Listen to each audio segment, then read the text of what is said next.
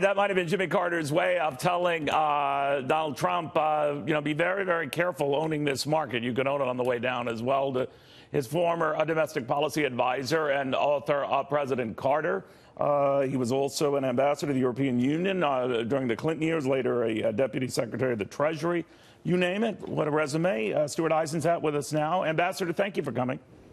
Neil, thanks. And you conducted a terrific interview with President Carter, and I have to say at almost 94, he was incredibly lucid and validated many of the things in my new book, President Carter, The White House Years, that we've talked about on your program before. Yeah, I quoted you a couple of times. Let me ask you, though, about the message he had for this president about bragging about markets. It can cut both ways, of course, but presidents, fairly or not, are pegged to that. So good when they go up, not so good when they go down. What did you think of that?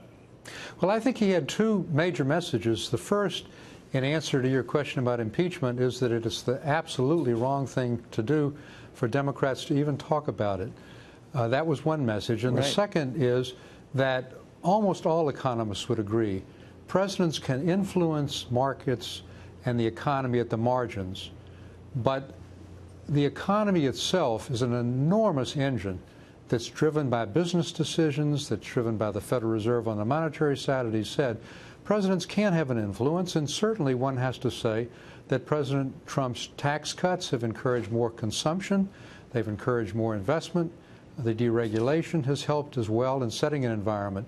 But those are more at the margin, and I think what President Carter was saying is beware, because if you try to say that you're responsible for the uptick when the inevitable downturn, not necessarily a recession, but a slowdown occurs, you're going to be blamed for that. And so you have to be careful. And I think that was his message. It was a good message. And, of course, he was on the wrong side of that. We were on the wrong side of that. During the 1970s, we inherited a difficult economy from Nixon and Ford. It got worse in part because of the Iranian Revolution, and he got the blame for it.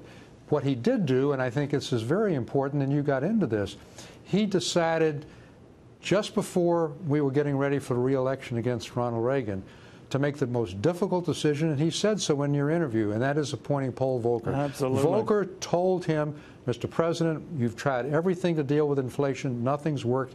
I'm going to squeeze it out of the economy the hard way through high interest rates, which he never complained about during the election. And did he ever, though? I wondered that, and you obviously get into it in the book and all, but man, oh man, if ever there were a president who could, fairly or not, jawbone the chairman of the Federal Reserve for hiking interest rates or doing that kind of stuff that President Trump is talking about now with Jerome Powell, whose increases have been tepid by comparison, it was Jimmy Carter. And he didn't. Was he ever tempted to be even behind the scenes and say, oh my gosh, this guy's killing us? Absolutely. Certainly, internally, we knew that this was killing us politically when you have double-digit inflation and double-digit interest rates caused by this tight money supply that Paul Volcker applied. But Carter knew that was what Volcker was going to do. He told us explicitly, I'm willing to lose my re-election if it helps the economy. And it did. Inflation dropped dramatically, but only in the first year or so of Reagan's administration, not in time to help us. I think in many respects it was his greatest contribution. So surely, internally, we gnashed our teeth all the time, but publicly he respected the independence of the Fed, as he respected, by the way, the independence of the special counsel who was investigating his chief of staff without once saying it was a witch hunt or trying to interfere. He believed in presidential restraint on the independence of other institutions like the Fed and like the special counsel and the Justice Department. But he wasn't averse to thinking sometimes they could be unfair, whether we're looking at Burt Lance, his budget guy and all. But he never, again, as you stated, publicly demeaned them. And I'm wondering, he was careful and cautious in his phrasing about Donald Trump, but he did talk about it. And I guess the most gentlemanly thing you can say if you're calling someone a liar is not to call them a liar, saying that there's an attitude of ignorance toward the truth under the part of President Trump. Paraphrasing there. What did you make of that? Well, I think he was talking about misstatements, and these have been very well documented by the press in hundreds, indeed thousands of cases.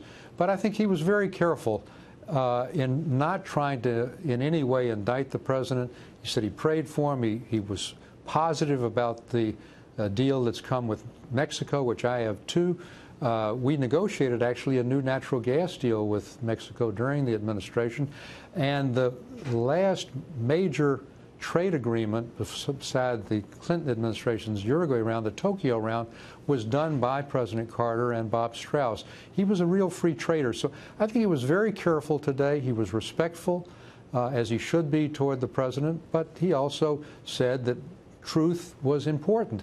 After all, we ran, Neil, in a post-Watergate era. You're right. Where "I'll never lie to you" was the centerpiece of his campaign.